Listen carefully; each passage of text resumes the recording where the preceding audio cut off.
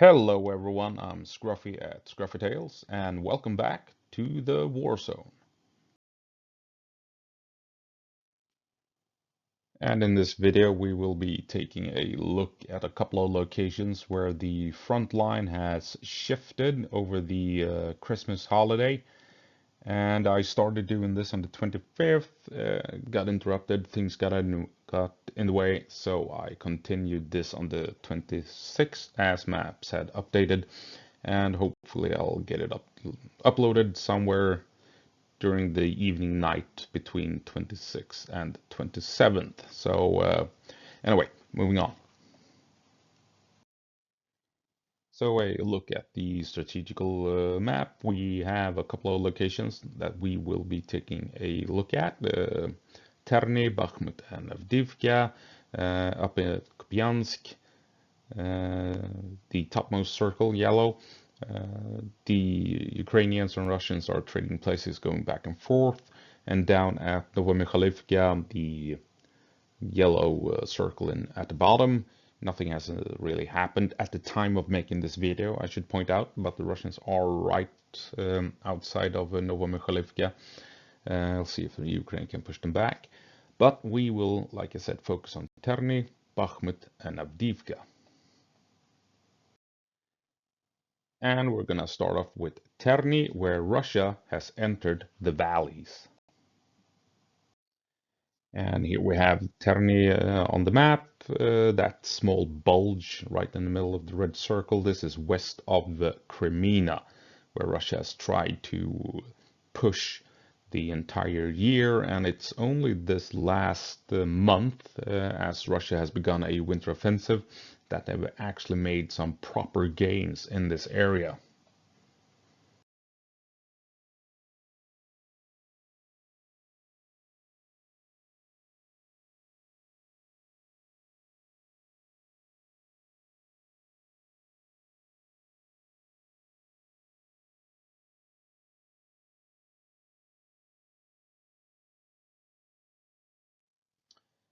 And there we go, as you can see here. And there we go.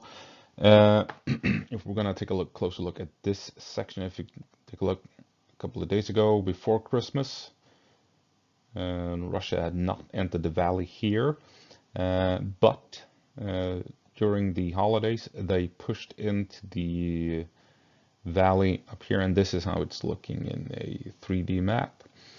This is the windbreak that Russia controlled, and then over Christmas they pushed into this windbreak here and made the move up along here. The map says that they have control of this patch of woodsy trees here. Not sure how, because take a look at the open terrain here. And let's see, there we go.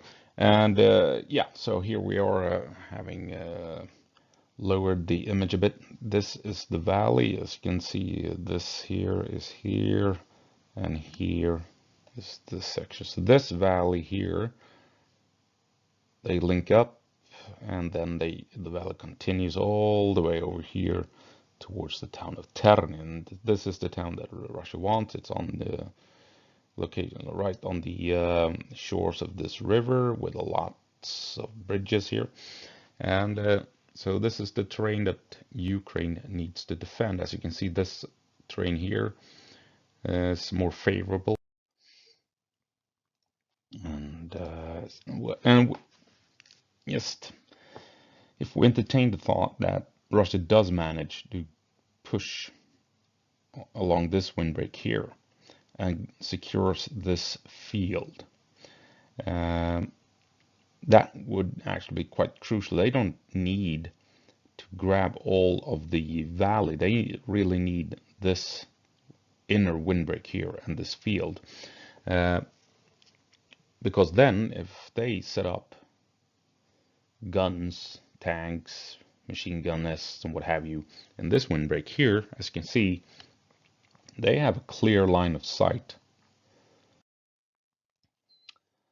And moving south a bit, we were just talking about how Russia managed to grab the valley here, small gap in the windbreak like that I was talking about up here.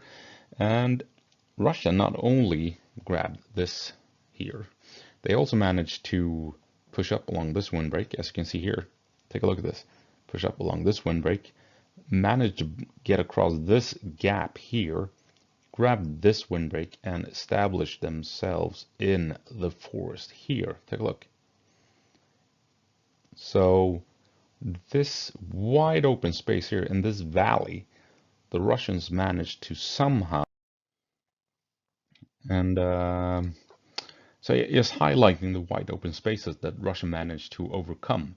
I mean, this is high ground, downward slope into the valley, upward slope, and then this windbreak here. I mean, take a look at this. How did they get across all this open space in enough numbers to push Ukraine out of this position here? A windbreak on an elevated position, and then manage to push into a forest that should be well fortified by Ukraine.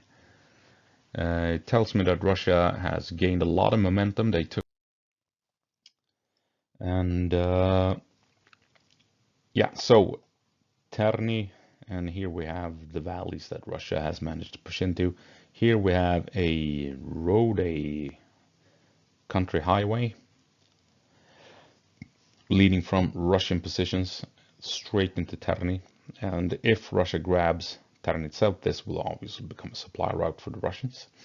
But it can also act as a supply route for the Russians in the battle leading up to grabbing Terney, as the road is coming across here.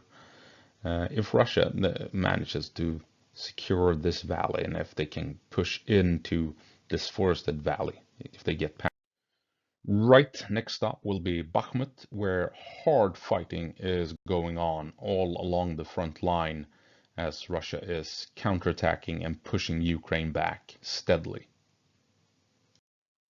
And the location for Bakhmut, I don't think anyone watching this is not aware of where Bakhmut is, but still, here we have it.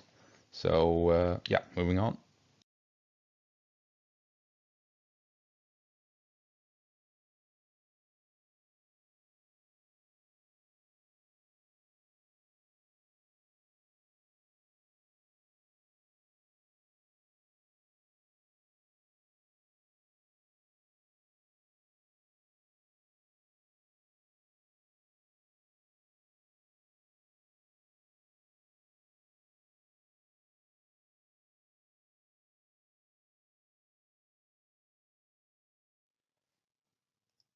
And the Russians have steadily been advancing. We can see it on the 21st. This is where they were at.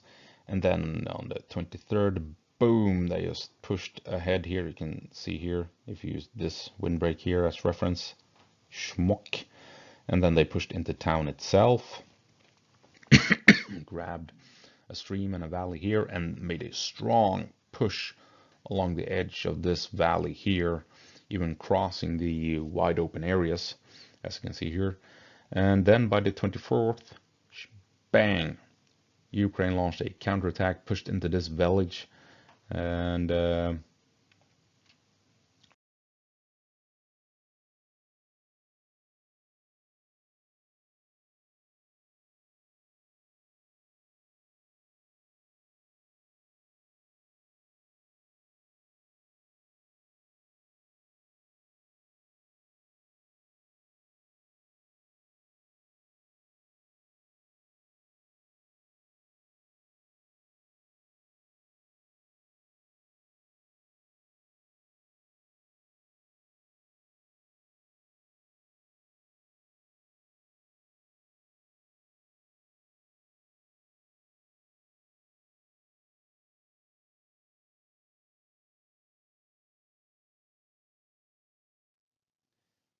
and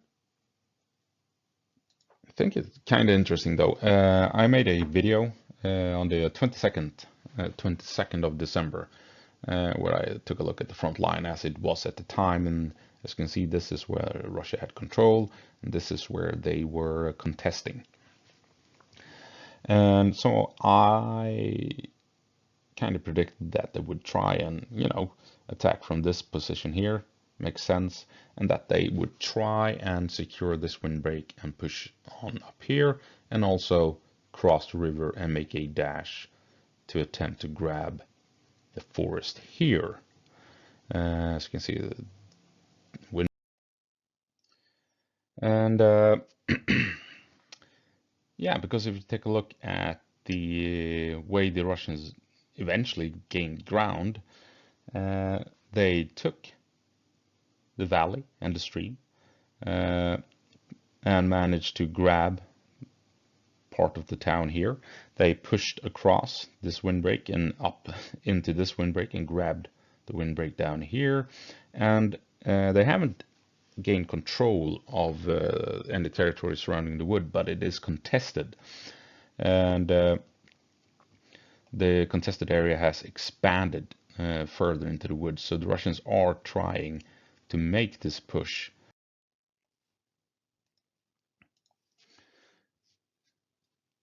So yes, they attacked. Russia managed to attack through the valley here in the stream. They came from this windbreak. They came from this road or stream or whatever it is, and they managed to push in from up here and pushed into the valley, into town, and did so together with forces attacking from the lake.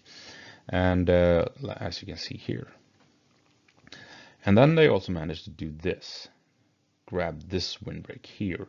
This is not unimportant because this windbreak here, the one that they have gained control over, that's on higher ground. And from here, so yeah, just getting ahead of myself here. Here I want to highlight the town that they're fighting in. I thought I was going to be talking more about the windbreak and the high ground, but that is probably in the next slide. So here we have the town itself, Avdiivka, on the Deepstatemap, and then we look at the satellite image, and you can see it's a it's a town with one street, one main street, and then you have buildings along it and gardens and small farm patches. Here we go. Now we're at the elevated position. So here is the stretch of the street I was talking about, and the buildings in this narrow corridor. And up here we have the windbreak that Russia is in control of. Take a look at this. This is the windbreak that Russia controls. The stretch of the road, main street I was talking about, and this is the contested area. So Russia wants to be attacking from here along the street, taking building by building. And like I said, if Russia has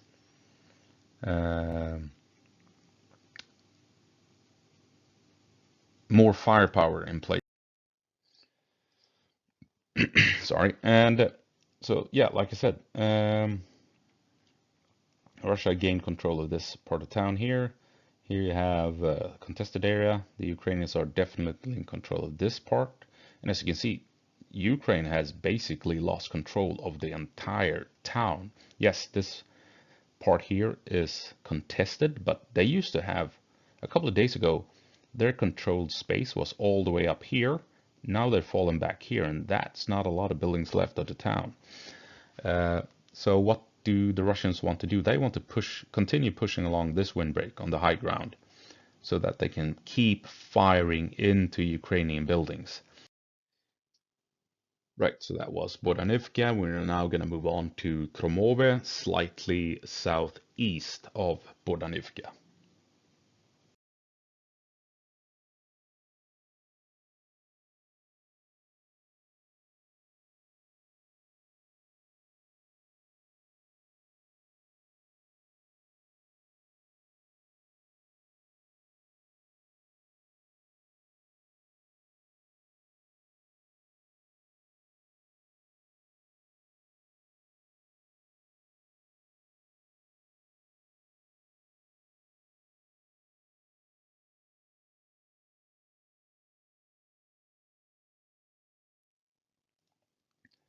And yeah, a lot of things has been going on here. We can see here on the 21st, Ukraine held on to this small village. They held on to the forests here and were in control of the valley.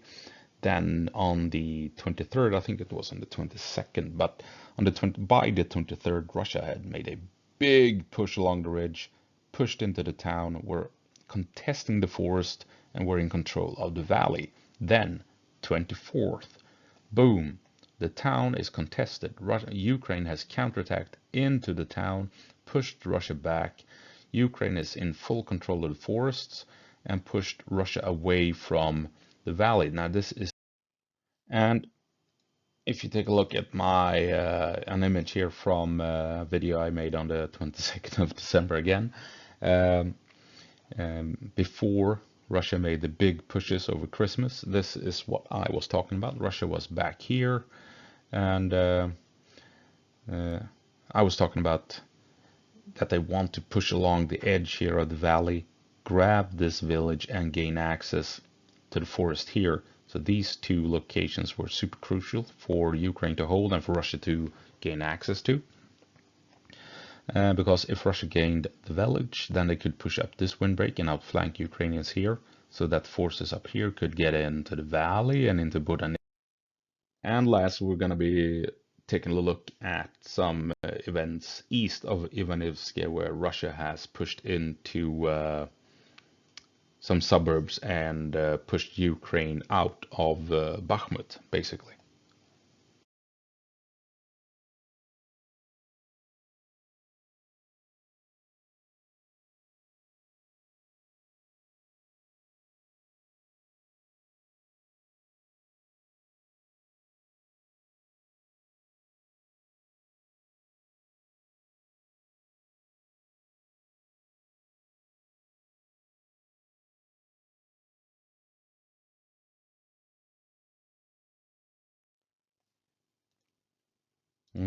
So, 12th of December, you can see the Russian controlled area here. And then as we got closer to Christmas and over the Christmas holiday, you can see here Russia has made a strong push. They began earlier the month, in the middle of the month, to slowly move in from two sides here, because this is a pretty open area. It's hard to advance across here. So they came in from the north and from the south, and then steadily have gained access to this entire suburban area here.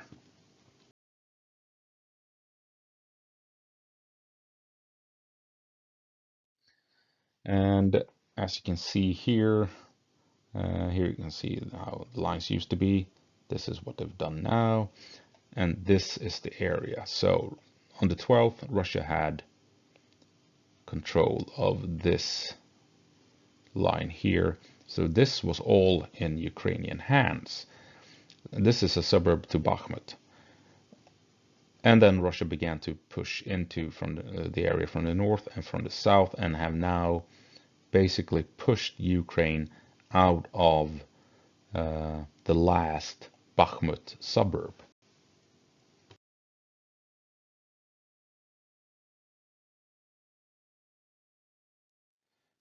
And it wasn't the easiest terrain to hold for Ukraine, to be honest. If we zoom in, you can see how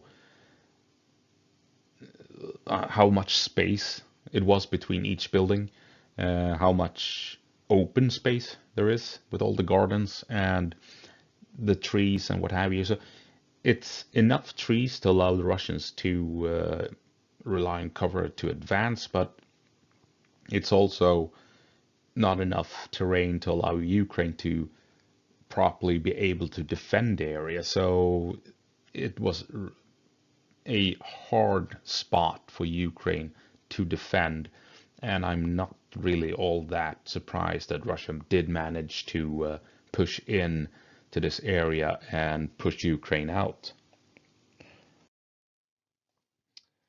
And as you can see here, this is where Russia has now pushed Ukraine out of this area here. And this here, that's here.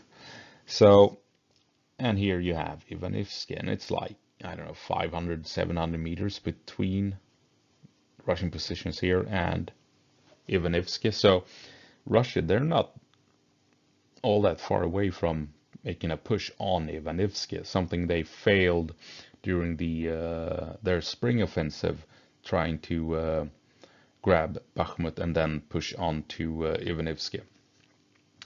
But now, and next we have Avdiivka, where Russia pushes south. And in case anyone was wondering, Avdiivka is located right in the middle of the red circle, where Russia, as you can see, is quite clearly trying to push out and surround it.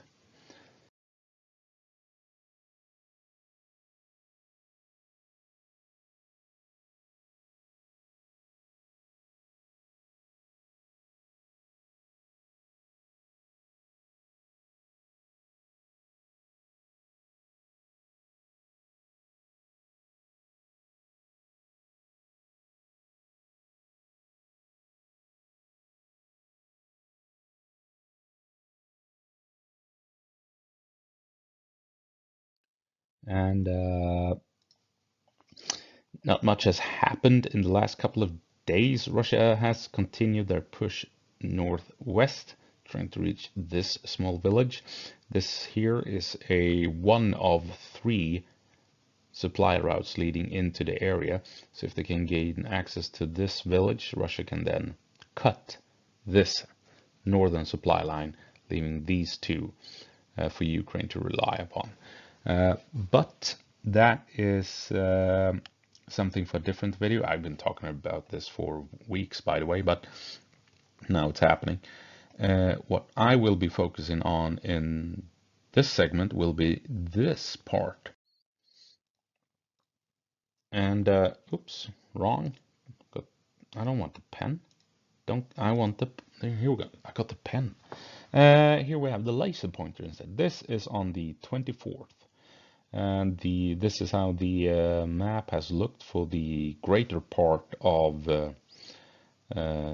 December, except for Russia did manage to push in here a week or so ago. And I made a video and pointed out that this is super important. This because if Russia now has a foothold here, that allows them to push south and bypass Russian, Ukrainian forces over here and Ukrainian forces. And here you have some images from a video I made on the 12th of September, 12th of December, when Russia had made these gains at the north of town here. And the reason is why this is important. Well, it allows them to outflank the water treatment plant that has been contested for, I don't know, a month or two. And they could now actually outflank Ukrainian positions in the water treatment plant and even down here this way. And also, if they manage to push down further south, they can. And why it's important for Russia? Well, it's because this part here has been static for a month or two, like I said. And that is because of this yellow area, that this yellow area even expands over here. It's wide open space where Russia really can't cross because you have this suburban area here offering a lot of cover for the Ukrainians. So if Russia wants to cross, they'll just get destroyed trying to cross this area here. They haven't even been able to push into the water treatment plant properly because, I mean, this is probably a fortress, to be honest. And why is Russia attacking through here? Well, like I said, here, this is what I marked yellow before. This is the open area, wide open spaces that Russia can't really cross without losing a lot of troops. The yellow areas are where contested fighting is going on. Russia's tried to push into the factory here. Ukraine is holding the line and has held the line for a month or two. Same thing goes over here. Recently, Russia pushed into town here and forced Ukraine back. And why they want to do this is, and Ukraine has been preparing for months to defend this city. So, but even then, even if they have fortified the suburbs here and the suburbs here and built massive trenches all over the woods here, the factory is still the worst part to attack because it's going to be fortified as well. So you're going to need a 20-to-1 advantage attacking through fortified factory areas compared to a 10-to-1 advantage going through fortified suburban areas or fortified forests where you only need a 5-to-1 advantage. Right, so here we have Stapove, and here we have the suburban area of Avdiivka, where the Russians have actually managed to push in, grabbing this part up here and pushing Ukraine back so that this area here is now contested. And as you can see, Stapove is quite smaller in size than this area here. It's tiny, tiny village. And I mean, this street here is about the size of, this street here, right? This section here, right? Yet Russia has managed to push in up here and forced Ukraine back quite a ways and are successfully advancing through this suburban area. Yet over here at Stapove, Russia can't advance at all and can barely sustain a foothold in the village. So how is that? Why is that? And it's really not that strange if you ask me. Let's see if we can make this work this time around. I'm not entirely sure. Let's see here if I use this. So in Stapove, the Russians can only advance down here, right?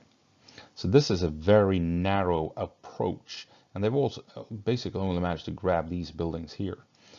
And since this is such a narrow approach, apart from them coming this way and this way, but that makes it easy for Ukraine because they know the Russians only have 3 points of attack. So Ukraine, as we've all seen, they positioned Bradleys down here and they are firing up the street. And as we've seen, they've been raining hellfire on the Russians holding these buildings. And with Ukrainians holding here and holding positions here, more than likely having troops over here firing into the rubble or into the Russians advancing all over the place, calling in drones, artillery, and what have you, it's damn near impossible for the Russians to gain a foothold in this small village because they only have this approach point. And that's a choke point, that's a funnel. All of this here becomes a kill zone where Ukraine knows they can just send in everything they have in the arsenal and they will kill a bunch of Russians doing so. And not so over here. Because over here, as you can see, now that Russia is in here, there's no choke point. They have a wide front to advance along. So let's see if I can go back to the pen here. Hopefully you'll see this.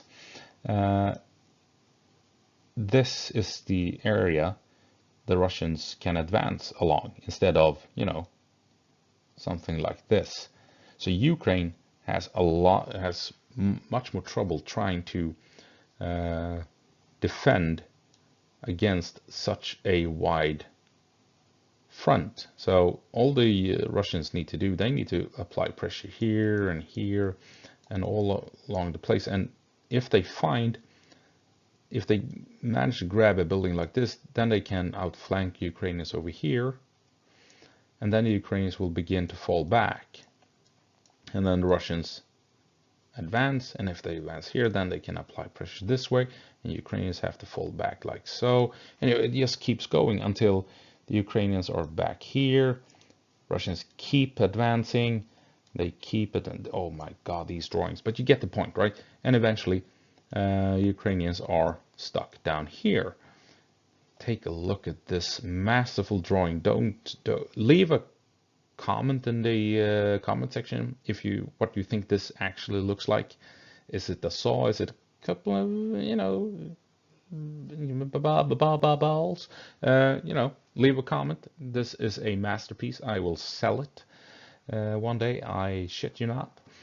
So yeah, so that is why Russia has had a much more easier time applying pressure to the Ukrainians and advancing in this larger suburban area than compared to in this small town, because here they only have one road street that they can advance along, and the Ukrainians have locked them down real good with everything they can throw at the Russians, basically.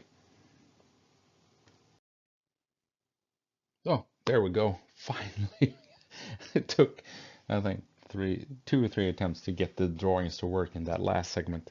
But live and learn now. I know how that works. Awesome. Hopefully it will actually work as I upload the thing to YouTube. Anyway, as it looks, I think Russia is unfortunately on a roll. They are advancing along several sections of the front line. Hopefully it will be nothing more than Pyrrhic victories, that they will expend too much resources and lose too much troops to actually hold on to what they've gained. So come spring, Ukraine can launch counterattacks and reclaim what they've lost, and hopefully push further into occupied territory and liberate more of their country. We'll see what happens, but at the moment, Russia is they on the advance and they have the upper hand. And all we can do is hope that Ukraine will manage to hold and come spring counterattack. That's gonna have to be it. Until next time, go på marsch Ukraine, give them hell.